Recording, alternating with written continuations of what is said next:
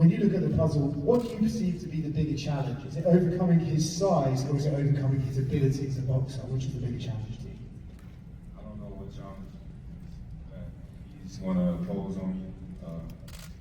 We got to wait till fight night to see. Do you think the size has been somewhat almost overplayed in the lead up to this fight? Everyone's acting like you're making this massive jump, which is true, it's a massive jump, but do you believe people are underestimating your technical ability in overcoming the size difference? I think people is underestimating everything about me, you know, but that doesn't matter. You know, we got to fight here Saturday, and all the answers will be answered that night. Is there almost some pleasure you can take in the fact that people are kind of counting you out, because then when you do prove them wrong on Saturday, you get an extra bonus of being able to tell them how to say? Oh, it's going to be all right. It's going to be good. You know, I can't wait. And last one from me, from the UFC world, Ilia Topuria says that if you guys ever boxed, he would knock you out based on the first punch. That dude was drunk, you know, and you know, a lot of MMA guys, they drink a lot, so he must have been on that alcohol that day. Thanks. For the fight itself, you're to force Canelo on the back foot. How do you think he'll deal with a guy of your caliber's consistently pressure? We shall see. You know, he's a professional. He got a lot of experience, and you know, I don't put it past him. It's gonna be a great fight. I can't wait. I spoke with Bowman last night about this, but I want to ask you, do you feel like this whole scenery of Netflix media and all that beautiful stuff, is you finally getting the recognition you deserve, the spotlight you deserve? Obviously, boxing one knows who you are, but we're talking people that may have never watched this sport tuning in to see it for the first time. You know, everything happened for a reason. You know, it ain't on my time, it's on God's time, and you know, the time is now, and I'm here, so I'm not gonna reminisce on the past. I'm living in the present. We're here now, and we're about to break, you know, records and do big numbers. With you potentially winning this Saturday, not only you achieve greatness of getting those belts at Super Rowley, but you also enter yourself in the talks forever in history of the sport. So do you think about that, or is it just straight business till Saturday and you talk about stuff like that? Well, I definitely think about it, but you know, keeping myself focused on the job I'm in, because I don't want to, you know, eat before my food is ready. Hey Terrence, this is the first time with Dana White crossing over to boxing. A lot of people have been talking about this. Have you felt any difference with his involvement around this fight, and do you think he can do great things going forward for boxing that's different? I mean, well, it's not just Dana, you know, it's Netflix as well. You know, this is a massive fight. It's talked about, you know, all over the world right now. You can't go to any site and not see Terrence Crawford and Canelo being mentioned, talked about. So, you know, Dana, Turkey Al-Sheikh, the Riyadh season, you know, Netflix is doing a wonderful job promoting the fight. recently this week you mentioned that podcast that you consider Cody Garbrandt to be the best boxer on the UFC. Other than Cody, do you see or do you know any other MMA fighter that you think has the capability to transition and have some sort of success in boxing? There's a few other people, but you know, Cody's just one that always stuck out to me before we was even friends. You know, I looked at him and was like, man, this dude can box. Your confidence has been like the major point when it comes to you with this fight. The division change, a lot of people are doubting your abilities. Does that ever get to you before the fight? Not at all. Everybody's entitled to their own opinion. You know, what one, you know, think of me doesn't, you know, move me or anything. You know, they can't fight for him. They can't fight for me. So, you know, their opinion doesn't matter at the end of the day in my eyes or in my feelings, because I've been doubted my whole career, my whole life in boxing. So, you know, I've been told I would never be where I'm at now.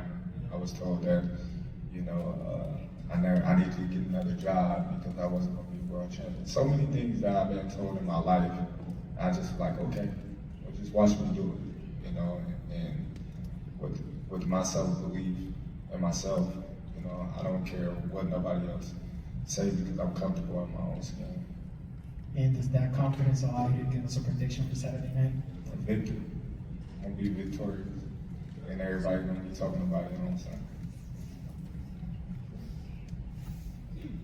Terrence, Here's Radio Ryan down here in the front. First of all, I want to thank you for doing all your media obligations and taking time to speak to us each day. In June, you were on Piers Morgan, and you said that you weren't 100% sure at that time that you would beat Canelo. You were 70% sure. How sure are you today that you win this fight? I'm 1,000% sure now. You gotta think. Going into a fight, you don't know what's going to happen. You can get injuries, he can get injuries. Like, there's so many things that goes on in a boxing match. The judges, the ref, like, just everything, preparation. So you're not 100% sure. If a fighter say, "Oh, I'm 1,000% sure," they lying. Because you got to go out there and perform at the end of the day. And I'm more than ready to go out there and perform this Saturday. There's a lot been said about what's on the line Saturday night. You coming up 2 weight divisions, Canelo being the undisputed champion at 68. Is this a fight where you have nothing to lose? If you don't win, does that tarnish your legacy at all or take away from what you've done in the sport? Not at all, not at all. First and foremost, I'm definitely going to win. I'm winning this fight for sure. But at the same time, I don't think losing tarnish me or Canelo's legacy. I think Canelo is the first ballot Hall of Famer, and I think that I'm a first ballot Hall of Famer. So, whether win, lose, or draw, both of us going in the Hall of Fame, and I think that's the ultimate goal at the end of the day, to be named with all the great fighters that came before us, to be inducted into the Hall of Fame for all that we've done in the sport of boxing. Last one from me. When Canelo reacted to the picture that's gone viral of your physique, he said muscles don't matter. They don't mean anything. At all. And there's been some who look at the fight at, there's some who look at the fight at 154 against Majimov and say that wasn't as impressive a performance as you might have liked to have given. How do you feel at this weight, carrying that muscle? And what do you say about your performance at 154 pounds? Listen, like I said before, we're not going to talk about the past. We're going to talk about the present and future. His last fight wasn't spectacular either. So, one that's talking about my last performance, let's talk about his last performance. So don't do that on me and say, "Oh, well, your last performance was this," and we gotta talk about his last performance as well. Thank you. Hey, Terence, how are you? This is John Rodriguez from ESPN. To be involved in these kind of events has a lot of rumors, and you already know that everybody or many people saying that. I don't know if the left one, the right one, or both, but somebody saying that you have some kind of problem in any one of your shoulders. Can you just clarify what is your position about those rumors? Yeah, my shoulder messed up there one. So don't tell Canelo. Maybe the right, maybe the left, but it's both of them. I'm having problems with my shoulders. Shh, keep that under wraps. And finally, everybody says that Canelo is going to be the favorite in the stadium. A lot of people supporting him. But what about Omaha? Do you feel many people from Omaha is coming to support you this weekend right here in the Allegiant Stadium? For sure. I'm most certain that a lot of people from Omaha will be in attendance in the crowd. Of course, it's going to be a pro-Canelo crowd. It's Mexican Independence Day. He's done great things and great numbers in Las Vegas. This is like a second home to him. So I'm looking forward to being an underdog. I'm already prepared for that. That's nothing that we're not prepared for. Anything that, involves this fight, we already, what's up? It's cool. Hey, Terrence, going back to Netflix for a second, over here. How important is it that this magnitude of a fight is on that kind of platform to bring regular fans in, to bring maybe people who aren't huge boxing fans into the sport, being on this kind of platform? How important is that? It's very important because if you look at, boxing back in the days, boxing was like the #1 sport, in U.S. before, NBA and NFL took over. But the reason why was because it was on regular TV and more people can take notice of it.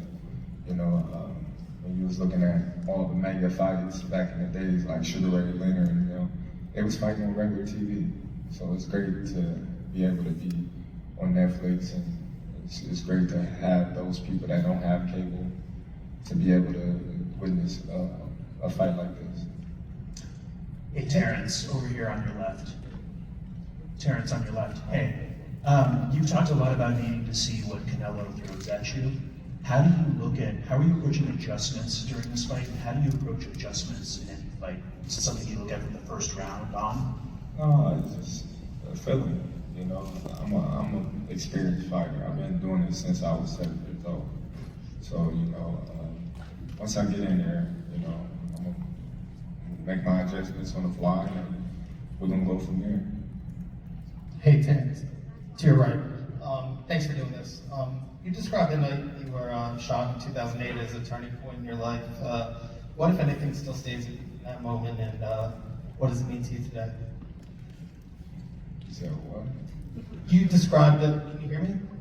You described that the night you got shot in 2008 as a turning point in your life and your career. I'm just wondering if anything stays with you today from that. I don't know.